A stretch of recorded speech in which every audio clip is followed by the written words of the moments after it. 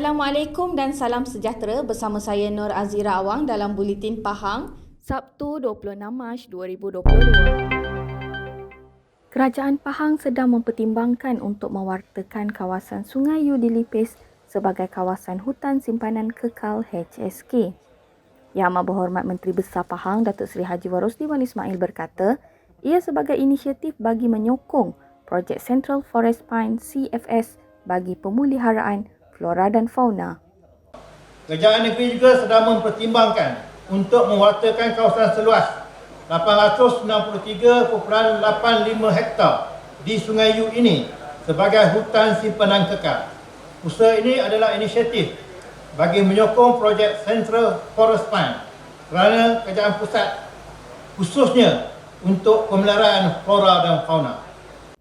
Beliau berkata demikian pada majlis perasmian sambutan Hari Hutan Antarabangsa Peringkat Kebangsaan tahun 2022 di Sungai U.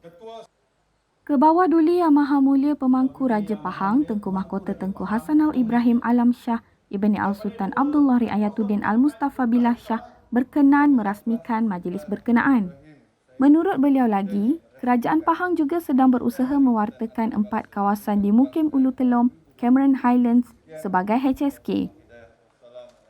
Kerajaan negeri turut mewartakan kawasan seluas 7 hektar di Kampung Raja di Cameron Highlands sebagai hutan simpan sungai ikan dan sedang berusaha mewartakan 4 lagi kawasan di Mukim Ulu Telom, Cameron Highlands seluas 337 hektar sebagai hutan simpan kekal. Ini menjadikan tambahan lebih 344 hektar kawasan di Cameron Highlands diwartakan sebagai hutan simpan kekal.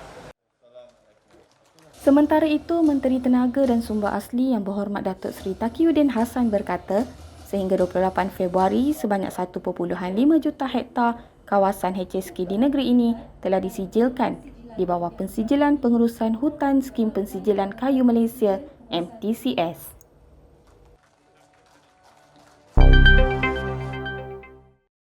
Dividen sebanyak 1.6 juta ringgit yang diterima kerajaan negeri menjadi bukti bahawa Pertubuhan Peladang Negeri Pahang PASFA kini berada di landasan yang tepat untuk terus mencipta kejayaan. Yang Amat Berhormat Menteri Besar Pahang Datuk Seri Haji Warosdi Wan Ismail berkata, melalui ucapan yang didengar dan diteliti, beliau yakin bahawa PASFA kini berada dalam keadaan yang sangat baik. Dan kerajaan negeri insyaAllah akan memberi sokongan-dokongan kepada PASFA dan juga pertimbangan oleh PASFA, kita akan bagi pertimbangan khususnya dalam permohonan untuk mendapatkan tanah. Dah ada pohon dah. Selebihnya saya minta PASFA carilah kalau sekiranya ada lagi. Kerajaan negeri kalau sekiranya tanah tersebut bukan water catchment area, bukan rizak orang asli dan sebagainya, kita tidak ada masalah. Malahan kita suka lagi bagi kepada PASFA kerana manfaatnya akan dapat diperoleh oleh orang ramai berbanding dengan individu. Dan kita juga mengetahui bahawa PASFA mempunyai kedudukan kewangan yang agak baik. Beliau berkata demikian pada sidang media selepas merasmikan Mesyuarat Agung Tahunan Pertubuhan Peladang Negeri Pahang kali ke-48 di Swiss Garden Beach Resort. Turut hadir pengerusi ahli jemaah pengarah PASFA Yang Hormat Datuk Haji Zamri Yaakob, Ketua Pengarah Lembaga Pertubuhan Peladang Yang Hormat Datuk Azulita Salim, Pengerusi Jawatankuasa Pertanian, Industri Asas Tani dan Bioteknologi Negeri Pahang Yang Berhormat Datuk Seri IR Haji Muhammad Sofi Tan Sri Abdul Razak, serta Pengerusi Jawatankuasa Kerja Raya, Pengangkutan dan Kesihatan Negeri Yang Berhormat Datuk Seri Nurul Azali Sulaiman. Dalam pada itu, beliau berkata pihaknya telah mengambil maklum berhubung beberapa permohonan PASFA khususnya berkaitan isu tanah ladang di Gambang serta permohonan pengurangan premium di Cegar Perah di PAS. Permohonan tersebut telah dikemukakan 15 tahun yang lalu dan apabila PASFA baru-baru ni ada berjumpa dengan kita, jadi memang ada sedikit beberapa perkara yang perlu dilihat semula, dikaji sebelum diberi keputusan. Dan hasil daripada kerjasama pasal PASFA pun dia buat homework dia juga. Kita pun bila dapat permohonan, kita pun kaji, kita pun bincang dan akhirnya kita boleh memberi kelulusan kepada PASFA. Sementara itu, beliau berkata perniagaan teras core business PASFA adalah kelapa sawit dan ia perlu diperkukuhkan dan juga diperluaskan demi kelangsungan pertubuhan ini. Dan lagi pun kita nak supaya dia ada apa orang kata, dia punya pulling factor ataupun core activity. Core activity yang memboleh FASFA ni sustainable untuk masa-masa yang akan datang. Ini perlu ada ya, sebab kita tahu keadaan ekonomi sangat progresif dan sangat dinamik. Jadi sudah tentu ada sesuatu yang core activity mereka yang boleh menjamin masa depan FASFA. Bagi saya, dengan apa yang ada pada FASFA, dengan keuntungan yang ada dalam masa yang singkat sebenarnya, sebelum ni semasa 22 bulan tempoh hari pun kita dapati banyak masalah.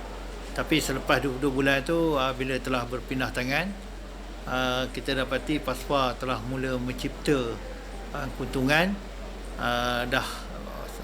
Kalau dulu negatif, break-even, dan boleh mencipta keuntungan dan boleh bayar dividen. Maknanya keadaannya tambah baik lah. Dia kalau tak boleh bayar dividen, itu maknanya tak apa bagus lah dari segi cash flow dan sebagainya.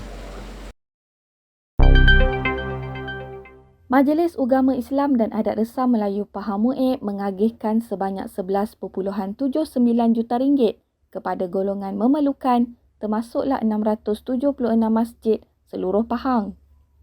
Ketua Pegawai Eksekutif MUIB Yang Hormat Datuk Ahmad Hairi Hussein berkata, bantuan tersebut termasuklah agihan bantuan tahunan Hari Raya kepada penerima bantuan zakat bulanan melibatkan seramai 5,556 orang, membabitkan peruntukan 2.78 juta ringgit.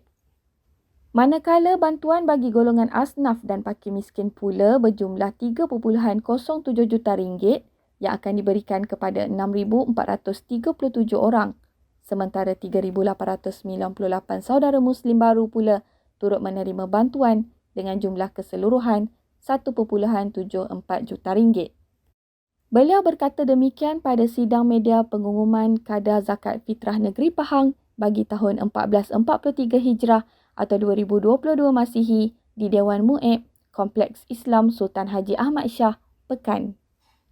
Sementara itu, 676 masjid seluruh Pahang yang menerima sumbangan Ramadan turut melibatkan 3 masjid IPTA, iaitu Universiti Islam Pahang Sultan Ahmad Shah UNIPSAS, Universiti Malaysia Pahang UMP dan Universiti Islam Antarabangsa Malaysia UIAM dengan jumlah 4.2 juta ringgit.